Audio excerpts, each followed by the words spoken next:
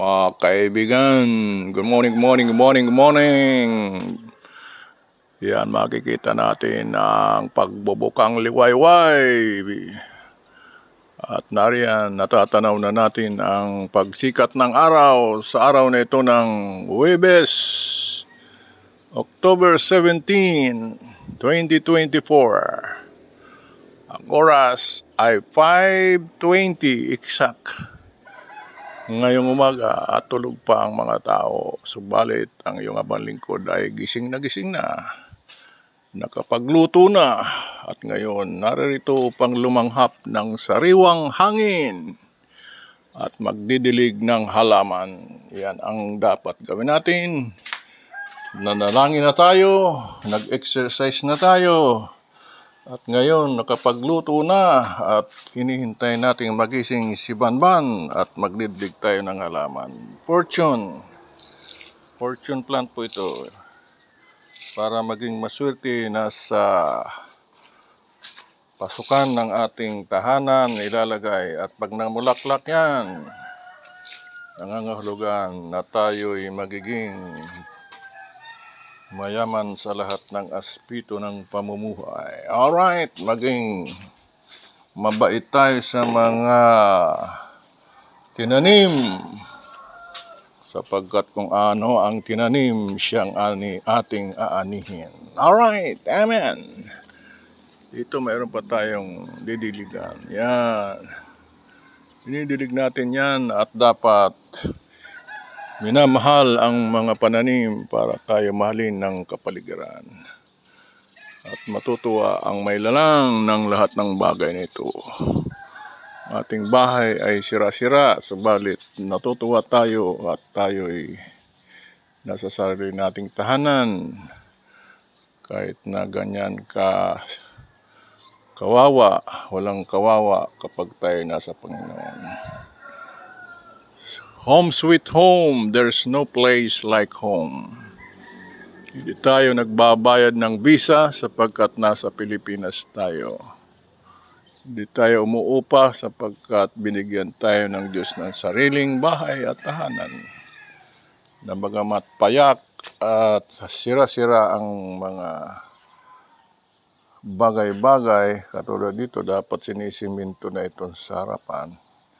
Sabagat wala pang budget, maghintay tayo. May sakdang panahon na magbibigay ang Diyos. Lahat tayo mahal ng Diyos. Huwag nating isipin na sila lang ang minamahal. The whole world ay mahal ng Diyos. At yan ay isinulat sa banal na kasulatan. John 3:16, For God so loved the world that He gave His only begotten Son, that whosoever believeth in Him should not perish, but have eternal life. Alright? So, huwag tayong maging makasarili na tayo lang ang mahal. Mahal lahat. Believers or non-believers alike. Kaya ang kanyang kautusan, the great commandments of God,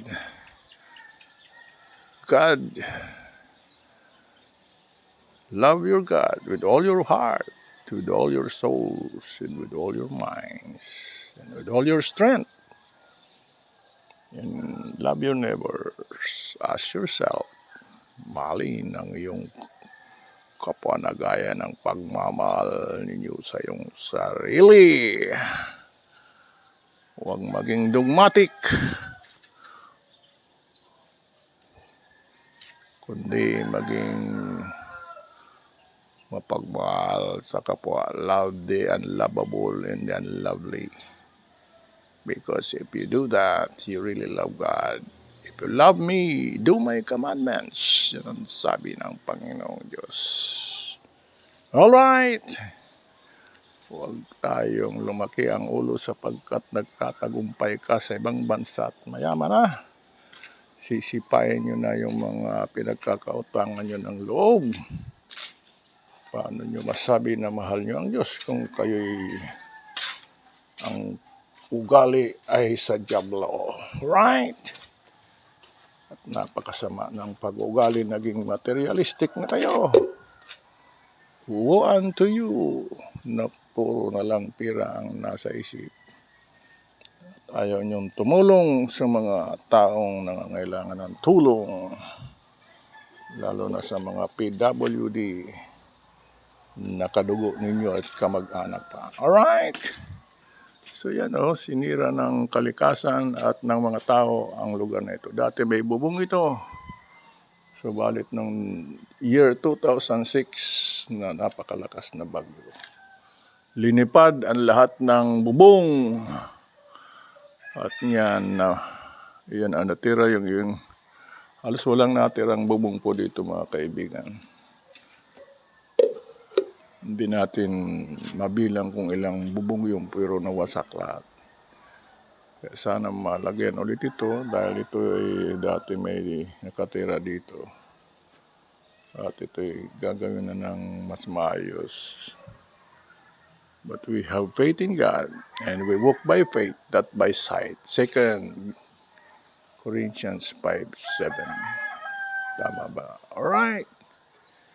Yan ang kalsada ngayon, kaya maganda itong lugar sapagkat mayroon ng simento dyan. At mga pagdating ng bagong administration na naman, sapagkat election na naman, magsimento na yan. Matanda na itong subdivision pero ngayon pa lang na-develop. Since 1960 pa ito.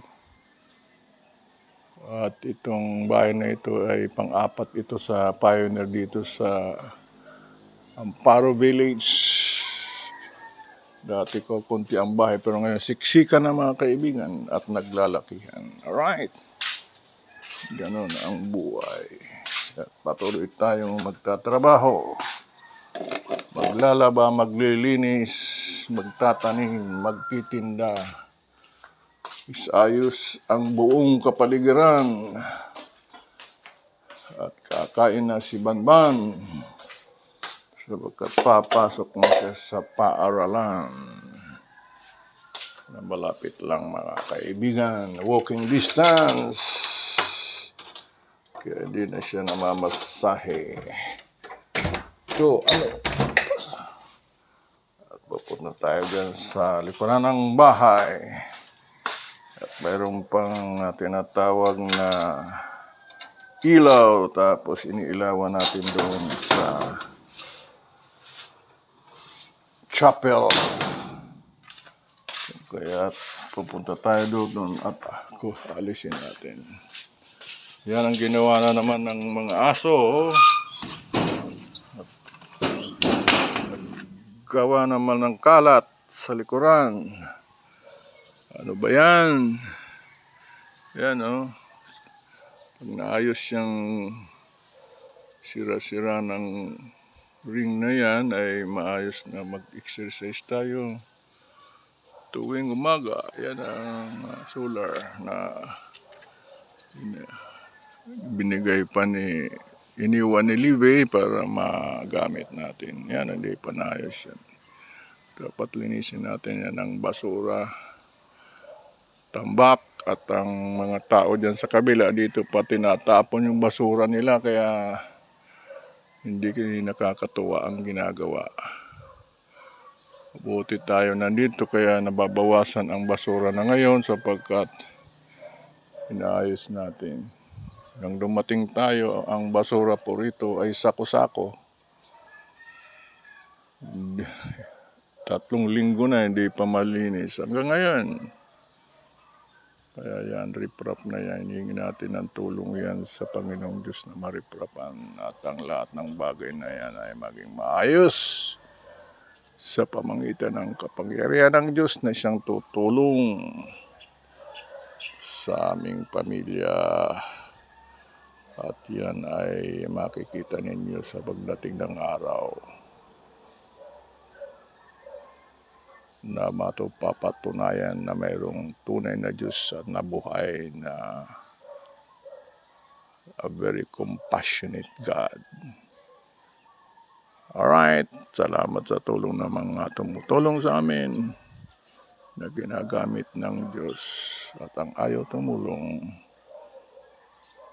din kayo para kayo ipagpalain din. Amen! Hallelujah! Thank you for everything, Lord God, and thank you, ladies and gentlemen.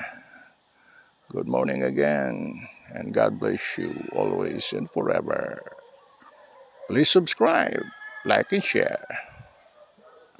See ya!